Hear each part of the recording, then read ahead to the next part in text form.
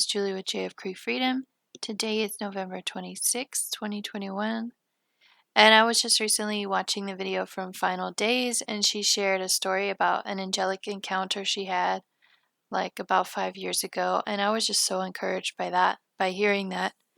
And I have written out some encounters on a forum, but I never actually made a video. So I wanted to go ahead and make a video of my angelic encounters that I've had in my life. And one of them rides on the side of someone else's. So someone explained their encounter, and then I had one very similar to it soon after that. So I felt like that was God like helping me put the pieces together and realize that was from him. Also, before I begin, I just want to say thank you to whoever was praying for me last week, or maybe it was this week. Let me check. All right. So the week of November 21st to November 28th, and maybe someone is still praying for me now, but I really felt like someone was just praying for me that week, and maybe it was multiple people. But if you were one of those people praying for me from the 21st to the 28th, I want to say thank you so much, because it was very much like I've had experiences in the past where I wanted to like have a pity party, or I wanted to cry, and like if the feeling was overwhelming, I would, if I'm feeling upset, I will cry. But then after that, it's like, okay, now get back into the peace of God, get back into being a mom, get back into being a wife, and do your job and do it well. So that was really the feeling. It's not like God is like mean about it, like, hey, you need to get over your emotions, but it was really like the Holy Spirit just like tugging me back into being at peace, despite all the rules that are going on in Austria against people that don't take Vicky, and the amount of money that people have to pay if they don't take the is quite high. We're getting ready to pay some fines. My husband told me we could even go to prison for 2 weeks if we don't take it. And that would be in February. They put this law into place, which is crazy to me. But God did promise he would protect me for a time. So I don't feel like it's my time yet for anything to really happen, but just the speed at which all of this has happened, and the speed at which they have got so many people ready to follow this agenda. And I don't mean everybody, but they're getting to that 70% mark. It's just incredible. Like, it's just incredible to me. But we did not receive a spirit of fear, but of a peace, love, and a sound mind. And that is our inheritance as the saints. And when the storm comes and it beats the house doesn't crash and fall to the ground. I think that house can also represent our mind. We're not going to have a mental breakdown. We're going to stay strong, and we're going to make it through. Even though we have some, shaking, or a window breaks here and there, we're going to survive. We're going to make it through. So anyway, thank you so much, whoever you are. Thank you for praying for me. I didn't ask for that, but thank you so much. I think it was one of my listeners, so I want to say thank you to that person. I'll go back to South Korea. So I lived in South Korea from 2011 to 2013. And one of the encounters I did have was, I did put in the memoir, it was at night. And I just prayed on and off for years that God would sing over me. And at night I could hear a chorus of voices singing. And I was so tired, I didn't actually fully wake up. I stayed in that half sleep type of thing. It was like when you kind of wake up and you shift positions and go back to sleep. I could hear them singing, and the voices were just so beautiful. And it was like they were in my room, basically, like singing praises to the Lord at night, which you would think would make you wake up, but it was helpful for me that night to sleep, and I went right back to sleep. But looking back, I kind of wish I had stayed awake and listened a little bit longer. So that felt like a fulfillment of God singing over me in a literal way. That was cool. Of course, they were praises to God. So I'm just going to interject here. I was talking to a lady who just had a baby. Her baby's like 7 weeks old. And I remembered there was another time that an angel spoke to me. And it was at night. It was right after Marcy was born. She was below the 7 week mark. So before 7 weeks, like the baby shouldn't be sleeping through the night. And for some reason that night, she was sleeping through. and it was like the middle of the night. I can't remember exactly when it was, but it was like midnight or 1 a.m. or 2 a.m. But a voice woke me up and it said, "You need to feed her or she's gonna get dehydrated." And, like, I was so tired. It really felt like someone was just talking to me normally, and I was so tired, I was like, "Uh-huh, yeah," and then I just, like, went right back to sleep. But I looked at the clock, and then I woke up about an hour later. Maybe the angel woke me up or God woke me up, but I woke up and I was like, "Oh, yeah, I need to feed the baby or she's gonna get dehydrated." So I got her up and I fed her even though she was still asleep. And that was, like, the only time she ever just slept through a feeding time, but I remember that, and I remember God taking care of us that night, and that was something I didn't even realize, that she would get dehydrated if I didn't feed her, so I was really thankful for the angel that helped us that night. Another time when I was living in South Korea, I had a nightmare, and so my hand was hanging out the side of my bed, and something came and, like, grabbed it, and I woke up to an empty room with something grabbing my hand, which really freaked me out. And if you're a Christian, you shouldn't be freaked out by that kind of stuff. We can always rebuke it. But at the time, I didn't know about all that. So I was like, all I could say was Jesus. And I was still half asleep. So I was like, Jesus, Jesus, Jesus, like barely saying it. And then finally I said, Jesus. But Jesus knew I was trying to call him the whole time. And I saw like, whatever was holding my hand was a very dark figure, I couldn't see its face, and God has protected me from seeing the nasty demonic stuff. I just see, like, darkness usually or maybe some eyes, and I saw, like, "I rebuke anything demonic right now, Lord, in the name of Yeshua. Help me breathe, Lord, help me speak." I saw like a ball of light enter the room and hit the floor. But the cool thing about it when it hit the floor is that it didn't actually hit the floor. It was like a little bit lower. It was like if you've seen like a superhero, whenever they land on something like water, they hit the water, it's like making waves around them and moving. It was kind of like that. Like it didn't look like they actually hit the floor, but they were in the vicinity of the floor. The angel steadied itself. I saw it grab a weapon, and I saw a large weapon. Yeah, all this happened within a split second, but I'm pretty sure I saw a weapon raised from the angelic side, and it was ready to attack. The demonic thing let go of my hand and turned around to engage with the angel. So that was cool.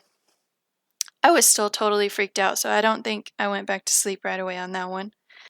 So, also in South Korea, so this was closer to the end of my time. This was 2011. I had dinner with a girl, and she told me and another girl about this angelic experience she had had. And she had been debating if she should go to seminary because if she went to seminary, then her parents would have to pay for it. And her parents were older when they had her, so they were getting closer to retirement. She was a little bit older, and her parents were older, and she was worried about going to college. And she said she took a train, and on the train there was a mom and a little kid. And the little kid was saying, "Mom, are you sure you want to pay for this for my school? It's so expensive." And then the mom was saying to the kid, "Because I love you so much, I'm going to pay for this expensive school." And both of them were just talking. And of course, my friend, we'll just call her Sue. Sue was listening and she was like, her ears perked up. And of course, she was staring. And then they saw her staring and they smiled at her. And she said the smile they had was so calming and so amazing. And the eyes, there was something about their eyes that was really pretty. And then they talked to her for a little while on the train. And she realized later that that was probably a pair of angels that were talking on the train. And it was God's way of helping her relax about her parents paying for her schooling because she felt so guilty about it. So, fast forward, it was like a month or two later, it was close to time for me to leave South Korea, and I was going to take a taxi. And in South Korea, it's so cheap to take a taxi. I mean, that's not good for the taxi drivers, but it was so cheap to take them, like, we took them all the time. But this was my last taxi ride, and so I held my hand out. I got one right away, I hopped in. I was going to it was like a Walmart to get a few things to clean my apartment out. the guy started talking to me like right away, this was rare because taxi drivers don't usually talk to you and not in perfect English. But he just started speaking to me in like perfect English. So, how's your time in Korea? I don't know if that's what he said, but he broke the ice and he talked to me first, which is also rare that they even try to talk at all. Like, even if they want to practice English, a lot of them didn't try that with us for some reason, with foreigners. And I think that's because I lived on the edge of Seoul. So I wasn't in Seoul, I was on the edge in Jukjeon. So that was a little bit further out. He was talking to me about my life in Korea, and I actually started talking to him about church and the two different churches I went to and what it was like. And the trip was actually a very short one, so it was just a few minutes and we made it. Oh yeah, I forgot to say this about the other the other experience. So when those angels left the train, instead of saying goodbye, they turned and they said, "See you again," and then they left. And that was her huge hint that those were angels, because she was like, "Why would they say that?" Obviously we're going to see them in heaven or eternity. So then the taxi driver, like, he drove me around. It was like a little circular thing, a drop-off area. And when I went to get out, he said, "See you again." And I was like, I had already stepped out and shut the door before I even realized what had happened, but I wanted to see his face again so bad. He just looked like a normal older Korean man in his 50s or something. But I was like, man, was that an angel? And did he really say, "See you again"? Like, it was so cool, and I just felt like, okay, I'm not alone on this transition from Korea to Europe, because it was scary. It was scary to look at that and do all that by myself. But when you know God is with you and you have angels protecting you, it's quite helpful. Because I did some dumb stuff, I can tell you that. Okay, and another one, this was a big one, and this was cool because we actually prayed for the angels to come. But we waited all day to do it, so that was a mistake. But basically, I went with a trip of kids from the school that I was working at the time. I was in Austria at the time, and it was not long after I arrived in Austria, so 2012, 2013. We went to Romania for a missions trip, and then on the way back from Romania, at the border between Romania and Hungary, we got stopped. So one of our kids was from Iran, and he did not get the proper paperwork to be even going to Romania. We thought he had all the paperwork, but apparently he didn't. He needed a visa. So he had his passport, but he didn't have the visa. So somehow they missed it when we went into the country. And then when we start to leave, we had two vans. We had two vans full of kids plus another car, I think. And when we went to leave, they noticed it. So we were all like stranded right there at the border, and we were sitting on the grass, a lot of people just sitting on the grass. And we made it, I think, close to lunchtime or after that. We were there at the border. This kid was put basically in a jail cell, and he was an older teen at the time. So we started praying, like we gathered and we were praying on and off, silently as leaders by ourselves, like, "Lord, please bless us with your help, please fix the situation."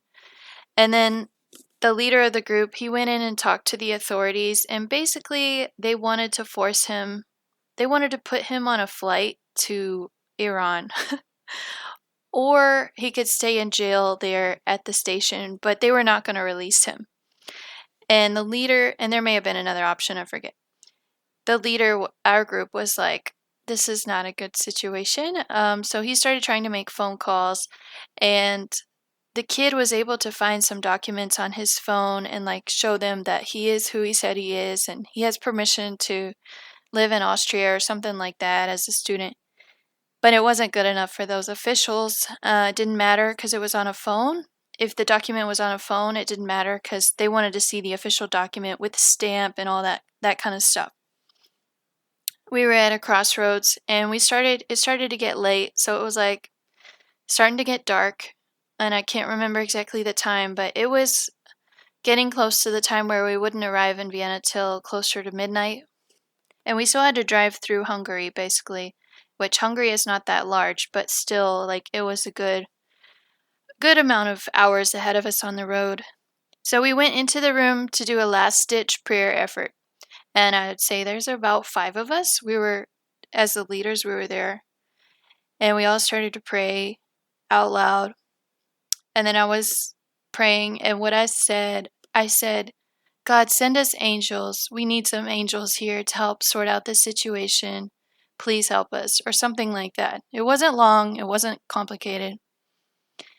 And then it was so cool. Like, we went out, and I kid you not, it was like within 10, 15 minutes. Some random guy showed up. He was some policeman, apparently, with the Romanians. He showed up and he started asking questions, what was going on, and he basically convinced the other police officers, or like the control officers, to let this kid go. And so they did. And then there was all this commotion because all the kids were like running to the vans, get their stuff, trying to turn the cars on, getting ready to go, like, because we would be home late. And the parents don't like that either, of course. So we wanted to get going. So in all the commotion, I was just going over to my spot on one of the vans, and this police officer came up to me and he looked at me and he said, "Is everything okay?" And I said, "Yeah, except this car isn't starting. The battery died." So we found out one of the leaders had left the key in the ignition and left the lights on all day, so the battery died on one of the vans. He didn't say anything to me. He just walked over there, and again, it was like within a minute or two, that van was on. Like, I heard the vehicle turning on and I heard everything was fine. And I was like, wow, this is really cool. And I had the suspicion it was an angel there because everything was just happening like boom, boom, boom, all our problems solved. But I didn't have time to look for him. Like, it was really like, jump in the car, let's go. So a lot of people did that. I didn't get a chance to see him again before we left. But I talked to one of the leaders. Well, I guess, this is kind of part of the miracle. This kid, he was from Iran and he gave me quite a hard time the whole year. Like, he hated Americans, and as a people pleaser, I became an easy target for him. So I would say he kind of bullied me all year in a way.